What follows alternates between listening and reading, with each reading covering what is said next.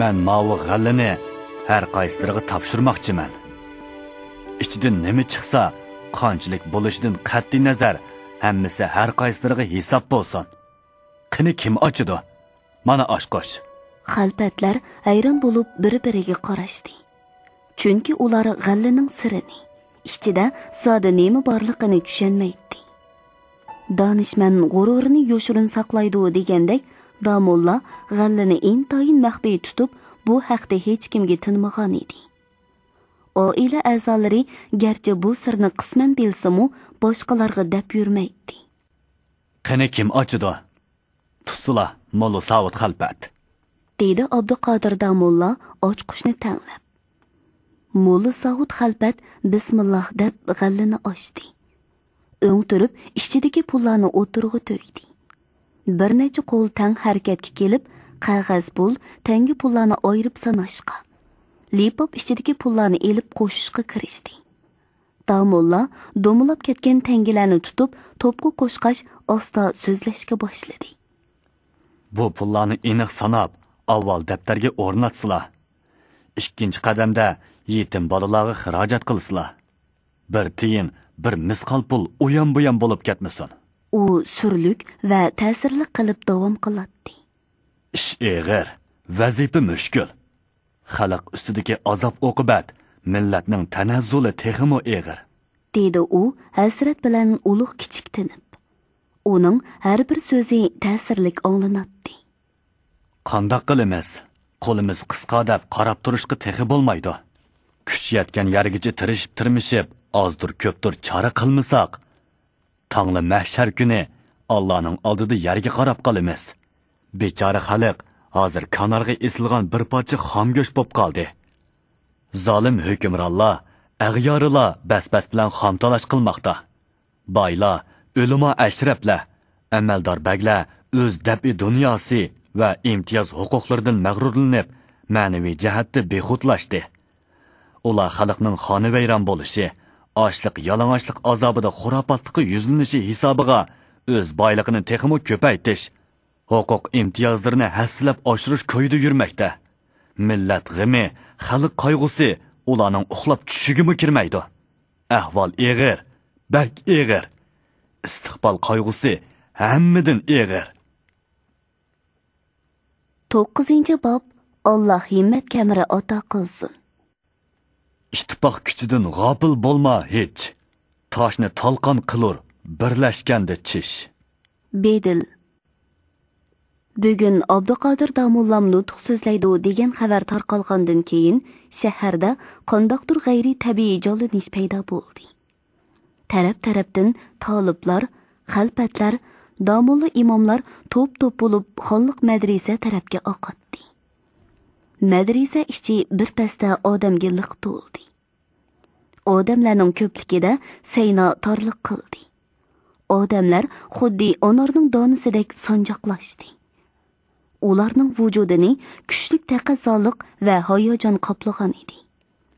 Hamma odamning qalbida Abduqodir Damullaning jamolini ko'rish, nutqini o'z qo'lqi bilan anglashdek qizg'in istak lovuldaydi. Chopsonroq keltisgan, so'zini tezroq anglasak ishkan deydigan betoqatlik minutlar ustiga Abduqodir Damulla yetib keldi. Dengizdek choyqilib turgan xalq to'pi xuddi qilich bilan chopqandek ikkiga bo'linib, o'ttirdan yo'l ochdi. Abduqodir Damulla bir to'p qozi, Damulla xalpatlar bilan birlikda salmoq qadam tashlab, ommaning salamiga salom, hurmatiga hurmat qaytirib kirib keldi. Molla Islom Damulla, Obul Qosim qozi, Abdug'ofur Damulla, Qutluqoji Shavqi, Molla Savut Xalpat, Iminaxun Xalpat, yana nurg'un ma'rifatparvar zotlar Damulla bilan birga kelgan edi. Bugungi faoliyat so'zlanadigan nutq, e'lon qilinadigan nasihati omma yuqorqi kishilarning ba maslahati bilan bo'lgan edi. Bu zotlar ommaning izzat hurmati, qizg'in olqishi ostida o'tirdan o'tib, Saynaning g'arbiy masjid ayvonchisining oldidagi supiga chiqqandan keyin orqasiga qayrilib ko'pchilikka umumiy hurmat bildirishdi. Ondan ular 1 minutdek shivirlashib, imo ishoratlar qilishgandan keyin qozi Abduqodir Damullani so'ziga taklif qilishdi. Qarindoshlar, vatandoshlar, deb so'z boshladi Abduqodir Damulla ovozini ko'tarib. Ko'pchilik xuddi tiniq suvdek tinch turib quloq soladi. Damulla o'ziga qadilib turgan minglagan o'tliq ko'zlarga takshi nazar tashlab chiqqandan keyin hamdusana o'qidi. Bir muncha oyat hadislarni suvdek ko'rkirab o'qib etib, ondan asli mudoaga keldi. Xalqimiz hozir intayin dahshatli ig'ir ahvolda turmoqda. Zulm, zalolat, asorat, jaholat, nadonlik, xurofotlik, ma'rifatsizlik, inoqsizlik vabolari bizni xor zabulluqqa va zavolliqqa yuzlantirmoqda. Bu ig'ir ahvolni ko'rib, bilib turgan har qanday kishi buningga qarab ichinmay, qayg'urmay, chora tadbir qo'llanmay turolmaydi. Hammaga ma'lumki, xalqni, millatni zavolliqdan qutuldirishning yagona yo'li ularni uyg'otish, taraqqiyotga, islohotga boshlashdan iboratdir. Biz bu yo'lni amdilatin boshlamoqdamiz. Ijtihod qilmoqdamiz. Lekin bizda ish to'la, odam oz, gap ko'p, himmat kam. Biz bu xizmatlarni ishlash uchun nurg'unlagan himmat ahliga muhtoj. Shuning uchun bugungi kunlikda beliga himmat kamirini mahkam bog'lagan mardlarni chin dilimizdan seg'indik. Baxtimizga yarasha shuncha cho'ng jome mardonalar bilan to'libdi. Himmatingizlarga oprin o'qiymiz. Xudo hammamizga g'ayrat, shijoat ato qilsin. Amin. Gurildigan ovoz ko'tarildi. Shovqin besilg'icha bir oz tinib olgan Damullam so'zini yana davomlashtirdi. Dunyoda ittifoqlashib bir yoqidan bosh chiqargan el ko'zlagan maqsadga muqarrar yetidi. Vaholanki bugun biz ittifoqlashib bir yoqidan bosh chiqarmoqchi. Biz ma'rifat nuri bilan xalqni uyg'otmoqchi. Tashviqot, targ'ibot, pandi nasihatlarni yo'lga qo'yib, hammani insofga dalolat qilmoqchimiz. Qarindoshlar, tövanda biz diqqat e'tiboringizlarga nasihati ommini sunmoqchimiz. Quloq silib olingizlar. Bismillahirrohmanirrohim. Nihoyat shafqatlik va mehribon Allohning ismi bilan boshlayman. Islomiyat olimining donishmandlari va diyonat dunyosining ixlosmandlariga ro'shan va huvayda bo'lsinki, hozir va kelgusining baxt saodati va sharofatlari iymon va yaxshi amallarni qilish bilan hosil bo'lar. Shuning uchunmi islom dinining muqaddas qonuni bo'lgan Qur'oni Karimning bir qancha yerda iymonni yaxshi amal bilan ko'rsatish haqida, ya'ni dilda yod etganni amalda bajo keltirish to'g'risida alohida oyatlar keltirilgan. Har qanday bir ish yaxshi niyat bilan bo'lmasa, u qilchi foyda bermayli qolmasdan, balki yomon oqibatga giribtor qiladi. Iymon qancha yaxshi bo'lgan bilan, u foydali amal bilan birlashtirilmasa, kamolatga yetolmaydi. Bu sirlardan mo'tivar peshqadamlarimiz va ilgirki o'limalarimiz xabardor bo'lib, butun g'ayrat shijoatini yaxshi ishlarni qilishga, ularni boshqalarga bildirib, haqiqatni tunishga sarf qilishdi. Ularning ko'rsatgan g'ayrat shijoatlari soyasida haqiqat nuri tamom olamga oshkor bo'ldi. Ittifoqlik, ilm, ma'rifat, insof va adolat o'z qudratini namoyon qildi. Jabr, zulm, ixtilof, ikkiyuzlimilik va ilmsizliklar zavolliqqa yuz tutdi. Haqiqatning obro'yi va haybatidan uningga xilof ish qilguvchilar hayronlik, g'am andishi ichida qoldi. Bu bo'lsa yaxshi niyat, yaxshi amallarning natijasi ham xosiyatidir.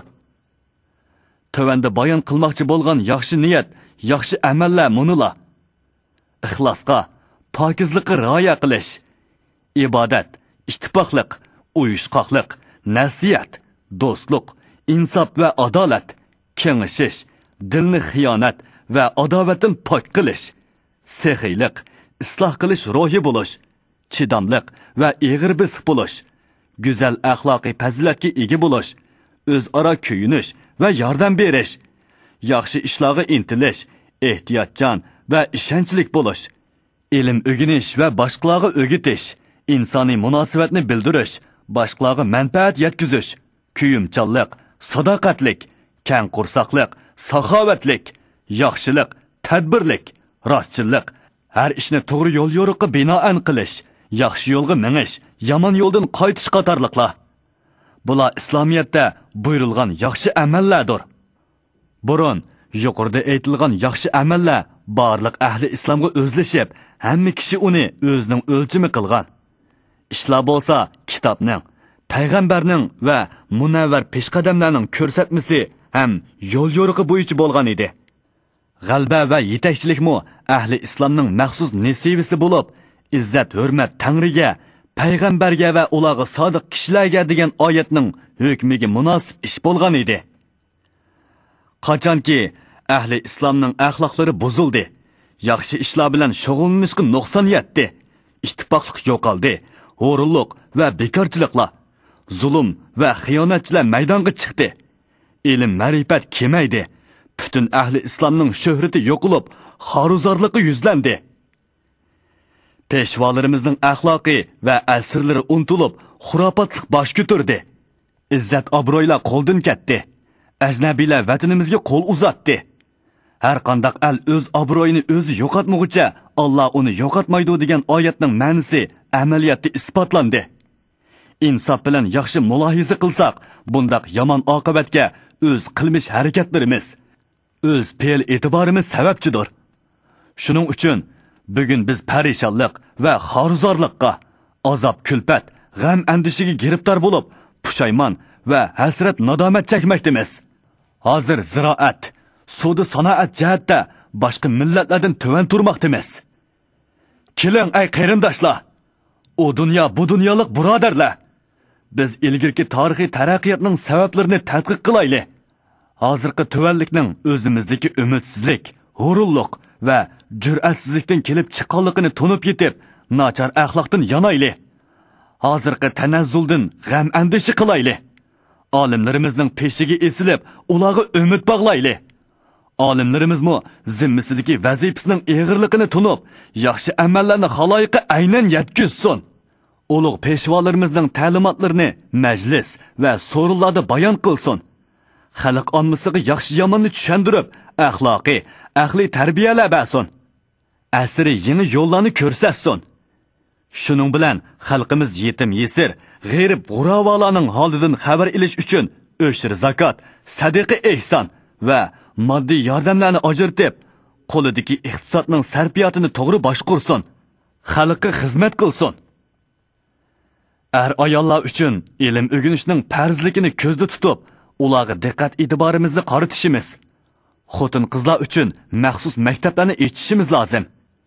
Chunki kichik bolalar nodon onasining tarbiyasidagi chog'da yomon illat va bilimsizlikka giribtor bo'lsa, ularni kichikligida odatlangan u ishdan qutuldirish nihoyatda jafolikdir. Agar onasi bilimlik va qobiliyatli bo'lsa, farzandini yaxshi axloq bilan tarbiyalar. Bundaq bolalarning cho'ng bo'lganda kamolatga yetmikimi oson bo'ladi. Hadisdami har bir bola tug'ilishdan ayibsiz, lekin uning yaxshi yomon bo'lishi ota-onasining tarbiyasiga bog'liq degan mazmun bor. Hammamiz o'zimizni tonaylik, kelgusi istiqbolni o'ylaylik. Barliq chora tadbirlarni qo'llanib, xalqimizni, millatimizni zavollikdan qutuldirib qolaylik. Ko'plagan yo'qsul ham egi choqsiz bolalar osh, non va turmushni deb ilojsizlikdan, din aqidasining buzilib ketishidan bexabar ajnabiylarning maktablarida o'qib, yomon oqibatga yo'liqmoqda. Biz insoflik va musulmonlik burchimizni ado qilish uchun g'ayratga kelib, ularni qutuldirib olishning chorasini izlaylik.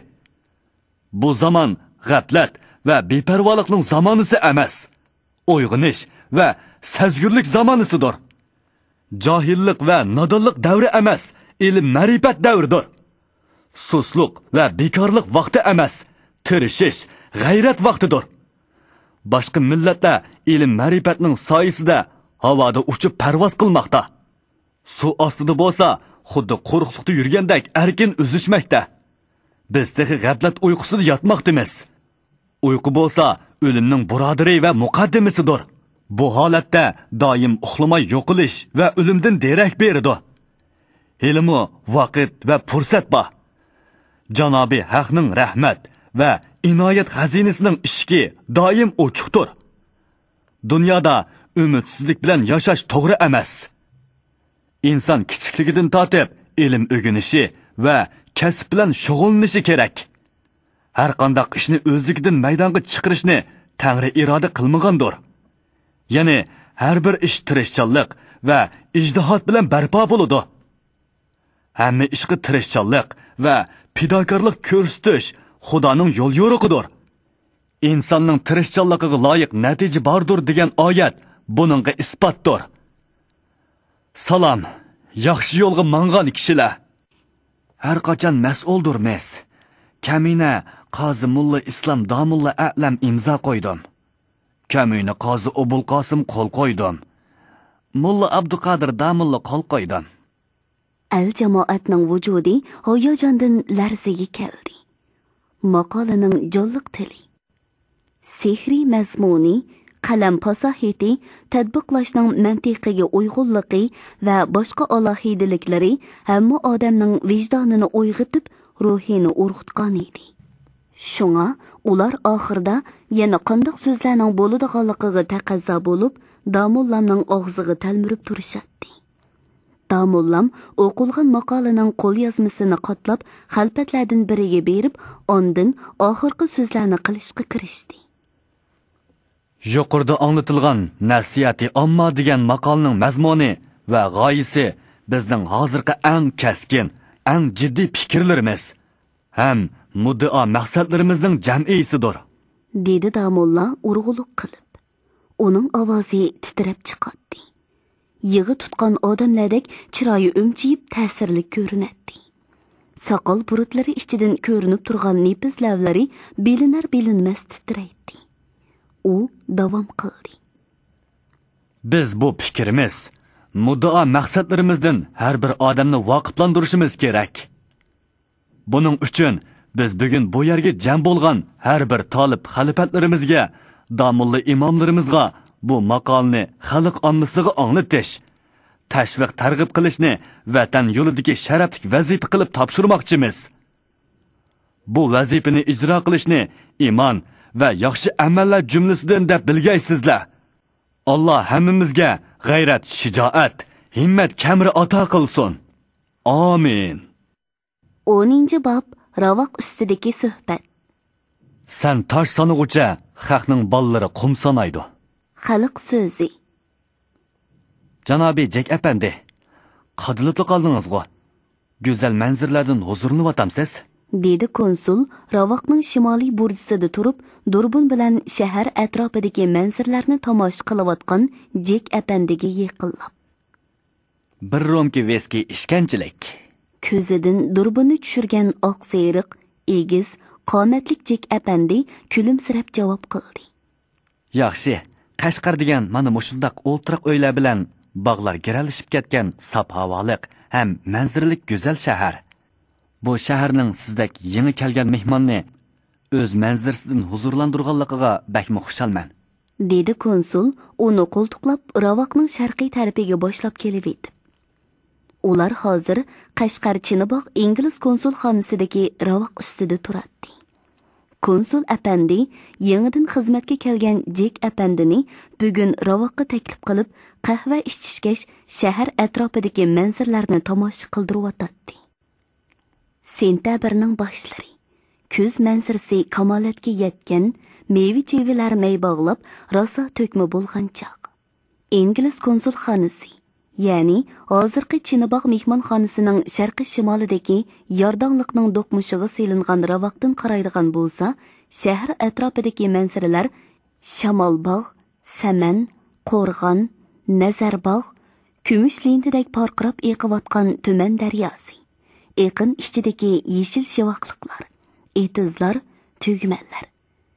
Sharqiy janubiy tarafda garchi sepil so'qmisi to'sib tursa-mu, shahar ichidagi qisman joylar, jami masjidlar, mashhur madrasalarning peshtoqlari, Kaskan yor, Jonqo'rg'on, Buloqbeshi mahallaridagi xuddi darvozning taxti parlardek osmon palakda ko'rinadigan uy imoratlar bemalol ko'rinadi. janobiy Jek apandi Durbun bilan Iroqni yaqin qilib, manzara tamoshasi qilayotganda janobiy konsul so'zlab qoldi. Jek apandi shu sababdan javoban so'zlashga majbur bo'ldi. Go'zal manzirlardan huzurlanish mening yaxshi odatlarimdan biri, dedi u yiqimliq javob berib. Bu bek yaxshi odat, janobiy Jek apandi. Konsul texmi ochiq ko'ngillik bilan so'zlab davom qildi. Britaniyaliklar go'zal manzirlardan huzurlanishni azaldan yaxshi ko'rdi. Bu bizdagi tug'ma xususiyat bo'lsa kerak.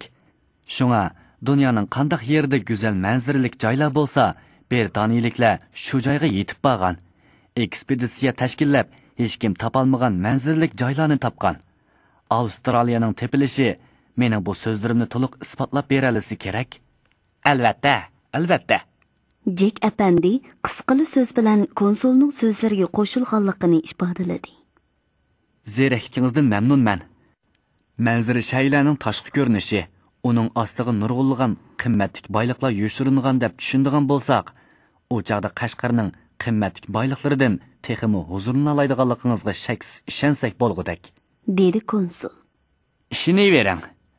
Agar mohiyatni mushu yurtning putmas tugumas boyliqi deb tushundigan bo'lsak, u chaqda Avstraliyaga berib yerlashgan, Kanada, Janubiy Afrikada makonlashgan Britaniyaliklardan o'zimni hargiz kam hisoblamayman, dedi Jek. U qaddini ruslab qat'iylik chiqib turgan ko'zlari bilan konsulga qarab qo'ydi. Uning shu topdagi harakatlaridan oliy qo'mondandan jang vazifasi topshirib olgan ofitserning va'da berayotgan chog'dagi qat'iy jasoratlik turqi chiqib turadi. Rahmat, dedi konsul kulimsirgan qiyofatda va sinchi ko'zlari bilan Jek apandiga qodilib turib davom qildi. Men Hindistonda turgan yillarimda pelga tulumi qiziqatdim. Chunki u zo'r, kuchlik, ham ishchan, ham buzg'unchi, ham adovatchi, ham o'zni qo'g'dashda qaysar hayvon. Sizning tushanchingiz shundaqdir, Jek apandi. Davom qiling, janobiy konsul. So'zingizga qiziqyapman, dedi Jek javob o'rnida uning ko'ziga qarab. Har bir Britaniyalik tilning xususiyatlariga ega bo'lib, dunyoning har qanday yerda qaysarlik bilan o'z burchini ado qilishi lozim desam, buni har bir Britaniyalikning normal o'lchimi deb tunisam, sizningcha qanday bo'lar? Muhokamangizdan mamnunman, janobiy konsul apandi, dedi Jek mamnuniyat bilan beshini langshitib. Meni qaysar pilla qatoriga qo'shib, tizimlab qo'yishingizni iltimos qilaman. Agar vaqtingiz yetsa, go'zal Qashqarning mohiyatlaridan ozdir ko'pdir xabarlantirib qo'ysangiz, texmi mamnun bo'lardim. Bu talabni kutib turatdim, dedi konsul tomokisini qattiq ishga sho'rab, ondan birdilli jollanib davom qildi. Qashqarning mohiyatlaridan so'zlasak, shahar ko'chalari to'piliq bo'lsa-mu, tangi tilla jaranglab turdi. Yepaklar xuddi oldingizdagi tuman suyidek jilvillanib, so'zilib oqidi. Nazar doirangizni yiroq manzirlarga qarasak, bu yerda peti buzilmagan yer osti boyliqlari to'lib yotidi. Yuqorqilarni bu zaminning mohiyati deb tunisak, bizning ko'ngil qo'yishimizga arzimasmi? So'z bu yerga kelganda konsul qandaqdir bir ish to'g'risida o'ylanib jim bo'lib qoldi. Shu oraliqda u o'chib qolay degan tomokisini qattiq sho'rab cho'g'lantirishga urindi. Tomokini har bir sho'rg'anda qovuzlari xuddi o'yib tashlagandek ichiga kirib ketadi. Xeylidan keyin eg'iz burunlaridan chiqqan is aralash ulug' kichik tinib, ondan so'zini davom qildi. Afsuski, shuni tushunish lozimki, bu yerga Britaniyaga qaraganda Rossiya bakka yaqin. Bu yeri tushunishlik. Sigartingizdan marhamat qilamsiz, janobiy konsul. Nima? Rossiya deganni anglabla xumaringiz tutdimi? Konsul uningga tamaki uzatqach cho'chigan qiyofatda chiqishdi va kinoya orlash sovuqqina kulimsirab qo'ydi. Men azaldan Rossiyani mansitgan emasman, dedi Jek chiroyiga qat'iy va mag'rur tus elib. Bu haqda janobiy Chamberlainning Rossiyani beshikida bo'g'ib tashlaymiz degan so'zi esimda chin saqlanmoqda. Bu so'z qo'liqimda har doim xuddi Habash halqasidek jiringlab turdi. Bu strategiya masalasi, dedi konsul peshonasini turib. Uning keng peshonasi to'rilganda xuddi kir yuvish taxtasidek qirliq ko'rinadi. Bilyotadigansiz, Rossiyadagi qizil hokimiyatni ujuqtirib tashlash to'g'risida janobi Chamberlain har qancha kuchab so'zlagan bo'lsa-mu, bu hokimiyat ujuqmidi, balki bargancha kuchayib kengaymoqda. Qashqariyada bizninkiga qaraganda ularning ta'siri yanada kuchlik. U bizga kuchlik raqib bo'lib turmoqda. Bu raqib bilan bevosita uchrashib, bel tutishdiganlar janobi Chamberlain bo'lmasdan frontning birinchi sepida turgan yanada siz bilan bizg'u. Qilichbozliqimi, chilishqimi, bokschiligimi tushadiganini yanada bizg'u. Konsul so'z oxirida beshini qandoqdir bir ma'nida choyqab besilib qoldi. Karomati chaqliq konsul apandi. Men oliy maktabda o'qiyotgan chaqlarimda qilichbozlikda Fransuz komandasini, bokschilikda Norvegiya komandasini yengib chempion bo'lganman. Dedi Jek ancha o'ylanmasdilla. Konsul qattiq kuldi. Ko'zidan yosh chiqqanga qadar kulgandan keyin yoshang'irgan ko'zlarini surtib, burunlarini chimdoshtirib, ondan so'zga kirishdi. Bu gapcha siz hammadan xabardarkansiz, dedi u kulkisini masxara orlash davomlashtirib. Ikki tanharkatchi chempionlik talashganda ochiq maydonga tushib, shuncha ko'p tomoshabinlar oldida kurash qiladiganligini agar xatolashmasam, mendan yaxshiroq tushundikansiz. Chunki siz chempionlik talash kurashlariga bevosita qatnashganda. Shundaq janobiy konsul, dedi Jek ko'zlarini tentaklarcha o'ynatib. Masalan, qilichbozlikni olayli. Raqibingiz oldida sal-pal bo'shanglik qilsangiz yoki behud tursangiz, sizni dahshatli ahvolga tushirib qo'ydi. Shundaq-ku.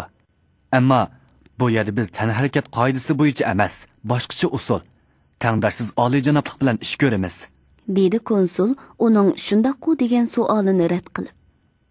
Shuni tushuningki, bu yerda biz adovatini boshqalarga sezdirmaydigan hindi pillariga o'xshash savarchanlik, eg'ir bisiqlik bilan ish ko'rib, ajoyib mahoratlarimizni ishga silib, raqibimizni mag'lubiyatga uchirtamiz. Oshkora ish ko'rish idroksizlik, tantaklik hisoblanadi. Bizga bu yerda kishilik huquq asosidagi ijtimoiy faoliyatchiligimiz bilan tashkilotchiligimiz, odamgarchilik asosidagi manfaatdorligimiz unumli yordam ko'rsatadi. Deganlarimni tushunyotadigansiz, Jek apandi? Tushunyapman. Kechiring konsul apandi, dedi Jek o'z xatoligini tunib. Tushunganligingizga rahmat. Tamakidan yana bir tal cheking. Rahmat, dedi Jek tamakini tutashtirib bo'lib. Ondan 2 nafas sho'rib olgandan keyin so'radi. Siz aytgan ijtimoiy faoliyatchilikni qanday tushunsam bo'ladi? Qashqarda bizga qaraganda Rossiya tarafga moyil kishilar ko'p. Ularni 2 tipga ayirishga bo'ladi. Birinchisi, Rossiya bilan bo'lgan qo'shindorchilik va savdo muomalada foyda manfaatga erishganlar. Ikkinchisi, Rus qilchidan qo'rqadigan, ehtiyot qiladiganlar. Ammo biz kishilik huquq asosida faoliyat yurgizish, odamgarchilik asosida manfaat yurgizish orqali kishilarning moyilligini qo'lga keltirishga harakat qilamiz. Mana bu men aytgan ijtimoiy faoliyat. Endi u tushunishlik bo'lganda. Tushundim, dedi Jek ulug' kichik tinib. Ondan bilinar-bilinmas miyqada kuldi. Kulisiz-g'u. Qoyil bo'lmagan taraflaringiz bo'lsa, yana so'zlang, dedi konsul sal jiddiylashgandek qarab. Foyda manfaat ko'rsatamiz deganni ko'proq tilga ilyapsiz. Buningdan Britaniya ziyon tortadi degan hukm chiqmamdi. Bu haqdagi tushuncham bir oz mujmal. Shunga kulimsirgan bo'lishim mumkin. Afo qiling.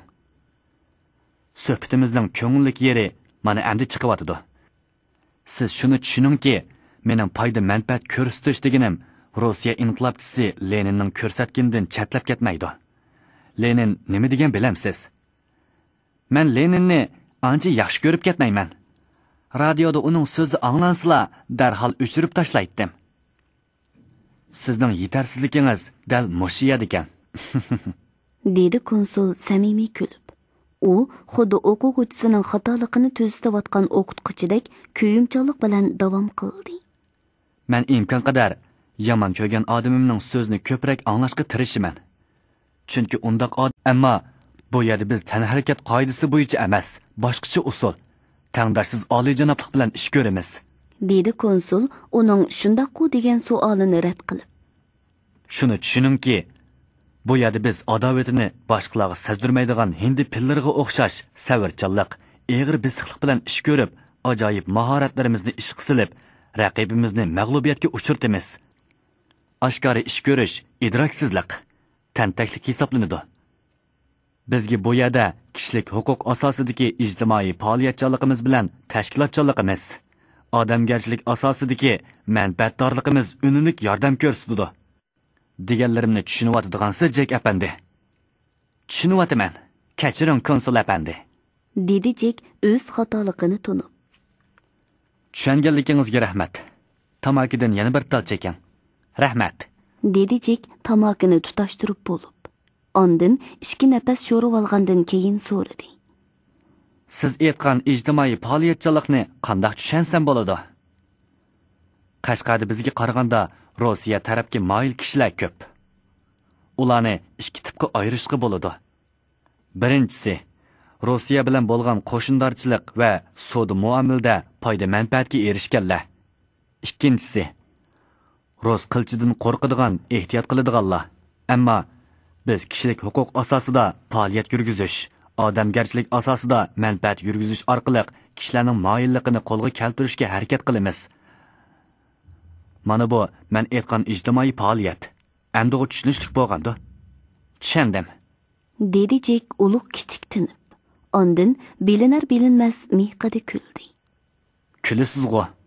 Qoyil bo'lmagan taraflaringiz bo'lsa, yana so'zlang. Dedi konsul sal jiddiylashgandek qarab. Foyda manfaat ko'rsatamiz deganni ko'proq tilga ilyapsiz. Buningdan Britaniya ziyon tortadi degan hukm chiqmamdi. Bu haqdagi tushuncham bir oz mujmal. Shunga kulimsirgan bo'lishim mumkin. Afo qiling. Suhbatimizning ko'ngillik yeri mana endi chiqyapti. Siz shuni tushuningki, mening foyda manfaat ko'rsatish deganim Rossiya inqilobchisi Leninning ko'rsatgandan chatlab ketmaydi. Lenin nima degan bilamsiz? Men Leninni ancha yaxshi ko'rib ketmayman. Radioda uning so'zi anglansila, darhol o'chirib tashlaydim. Sizning yetarsizligingiz dal mushiya ekan. Dedi konsul samimiy kulib. U xuddi o'quvchisining xatoligini tuzatayotgan o'qituvchidek kuyimcholik bilan davom qildi. Men imkon qadar yomon ko'rgan odamimning so'zini ko'proq anglashga tirishiman. Chunki undaq odamlar to'liq hollarda menga aql o'rgatadi. Ochiqroq aytsam, Lenin biz inglizlarni 2 foyda bir kelganda oldiga o'tib oladi deb kulgan. Biz buningdan aql o'rnida foydalandik. Shunga 2 hassa foyda ilishga ko'z yetgandilar, bir hassa ziyon tortishga rozi bo'lamiz. Mayli emasmi? Buning nima ziyini? Moshundaq tushunsangiz, sizning yetarsiz taraflaringiz to'liqlanib qoladi.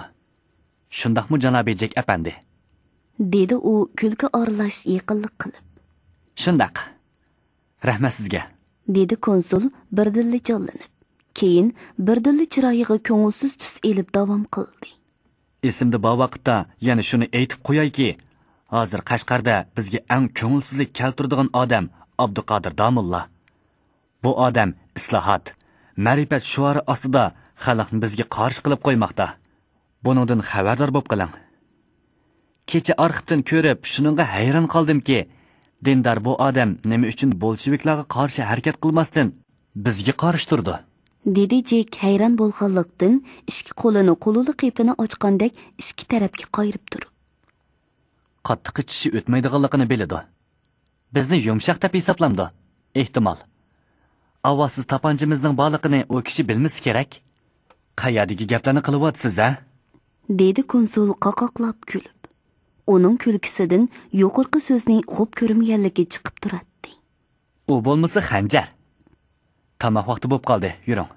Dedi konsul ravaqdan tushishga tamsilib. Kun xeylili qayrilib qolgan edi.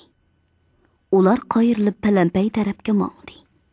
Go'yo yana bir oz so'zlashishni xolab qolgandek, palampayga oz qolganda konsul birdilla to'xtadi-da Jek apandiga qarab kulimsiradi. Buni tushungan Jek apandimu xo'sh marhamat deganda qilib qarab turdi. Konsul so'z ochdi.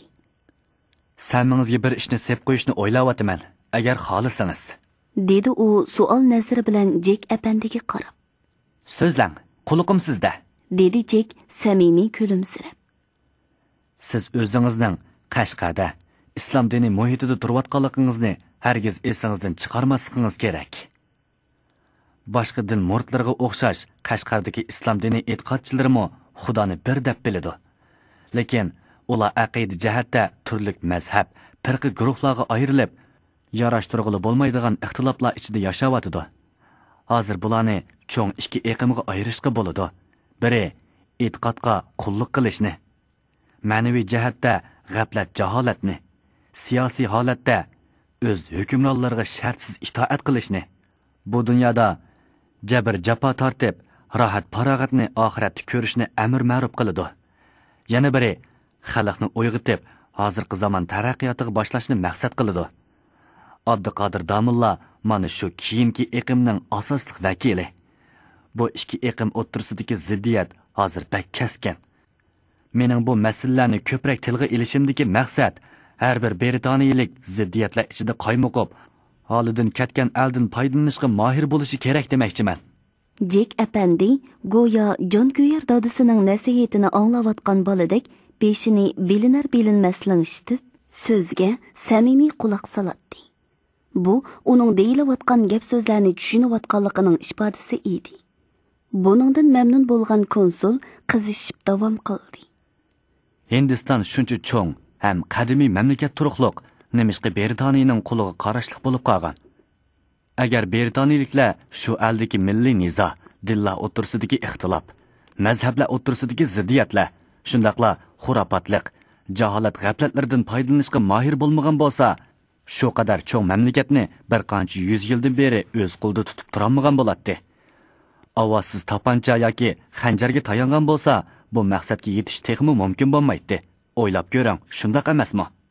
Tushunishlik, dedi Jek keskin javob qilib. Tushunganingizga rahmat. Yuring, tamoq tushayli. Konsul mamnun holda Jek apandini boshlab mangdi. Ular palampaydan tushib ketayotganda konsulning oxirgi so'zlari ochiq anglanadi.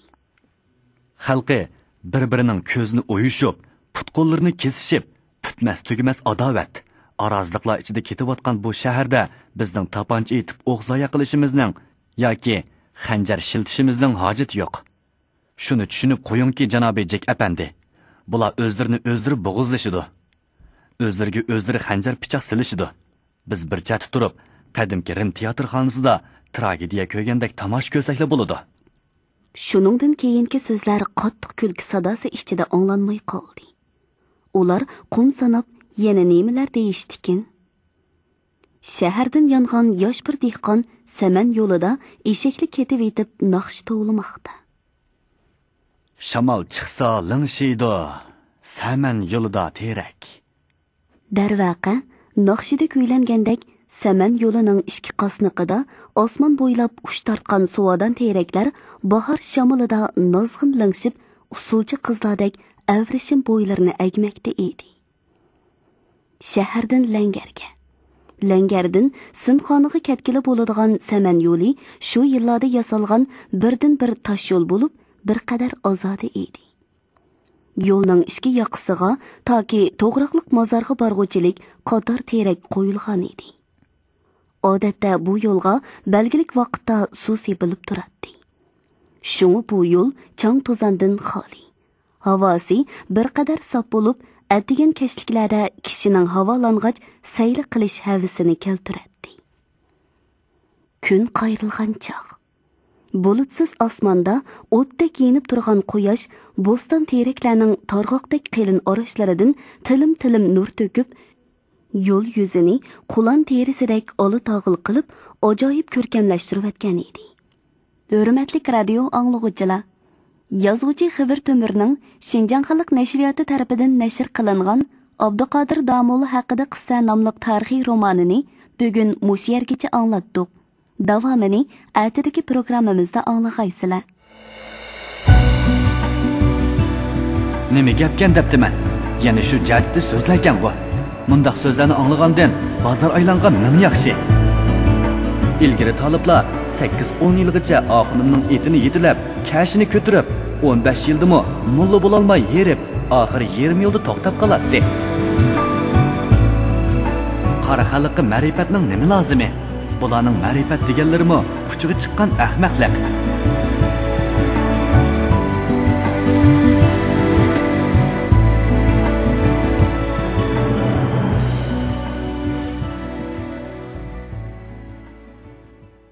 Bugungi adabiy anglatish programmamiz mush yerda oxirlashdi.